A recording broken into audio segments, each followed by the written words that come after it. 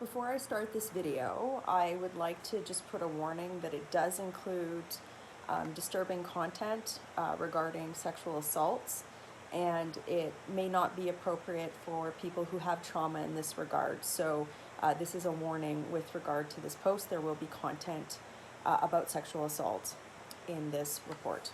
I found out earlier today there were two separate reports, one in La Presse and one in the Canadian press, about two incidences of sexual assault as part of federal quarantine measures. So the Canadian press article states that an Ontario COVID-19 quarantine screening officer was charged with extortion and sexual assault. So the article reads, a quarantine screening officer who allegedly demanded cash from a woman before sexually assaulting her at home faces related charges. The accused has been trained by the Public Health Agency of Canada as a designated screening officer under the Quarantine Act. The accused informed the victim that they were in violation of the quarantine order and demanded that a fine be paid in cash. When the victim declined to pay, she was sexually assaulted by the accused. The other article is in La Presse, and it states that a man has been formally charged with sexually assaulting a woman while in quarantine at the Trudeau Airport Hotel at the request of federal authorities. So the victim recounted her experience in this article. It was actually very difficult for me to read. I don't think I'm going to read it on here, but suffice to say, it's pretty bad. So without reading the details, she said that she tried to contact hotel security. They took over 15 minutes to arrive. They were knocking on my door, and you know what they're doing? They gave me a bottle of water. After the event, which of course was the alleged sexual assault, the victim was offered by security guards to go to the hospital on the condition that she return back to the hotel. And this article also states that no photos or videos can be shared while in these quarantine facilities, that residents are not allowed to use the security locks inside their rooms, and in this victim's room, it had been removed altogether, stating that this will allow access to your room in an emergency.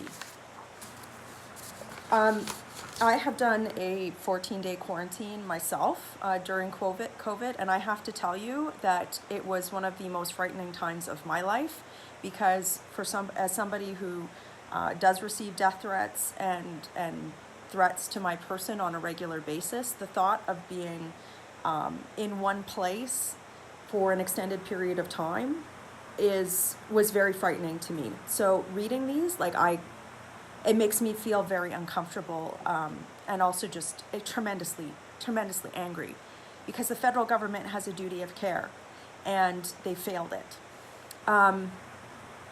I want to read to you a statement that I just released with my colleague Shannon Stubbs, who serves as the Conservative Shadow Minister for Public Safety, as well as my colleague Jag Sahota, who is the Conservative Shadow Minister for the Status of Women. So this is what we are calling on the federal government to do in light of these travesties and abdication of responsibility on the part of the federal government. We are deeply angered to hear reports of sexual violence that are potentially happening during federally mandated quarantines by those supposed to be protecting public health. The federal government has a duty to protect everyone in their quarantine facilities and those who are trying to follow federal regulations while at home. The Liberal government needs to tell Canadians what actions they are taking to fix this public safety and security concern. The responsibility for the conduct of those overseeing the facilities and enforcing the rules lies with the Trudeau Liberals. It is unthinkable that the federal government is mandating women into unsafe isolation scenarios that leave them vulnerable without the assurances they need to feel protected. The very least that Canadians can expect to be is safe, particularly in the presence of federal representatives while in federal facilities. These violations are unconscionable. The federal government must take action now. We call for the Liberals to suspend the hotel quarantine requirement until they've put measures in place to ensure the safety of Canadians and institute a system for verifying at-home quarantine that doesn't involve security agents who have not been properly vetted. During this necessary pause, the federal government should continue with on-arrival testing and the 14-day at-home quarantine for all international travelers to protect the public health of Canadians. That's what needs to happen right away.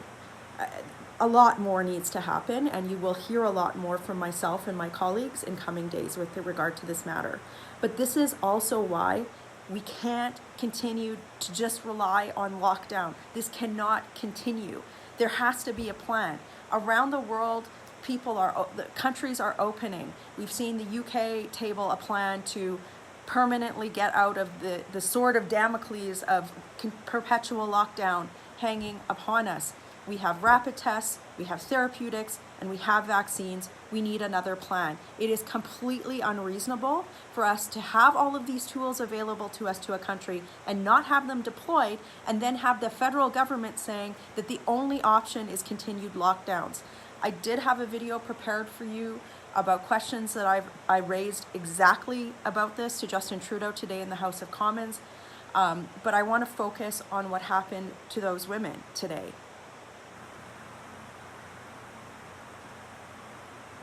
This cannot continue. So for today and for tonight, the hotel quarantine program needs to be suspended. I would not stay in one of those facilities.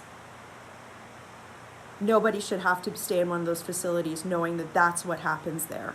So the federal government needs to fix it right away.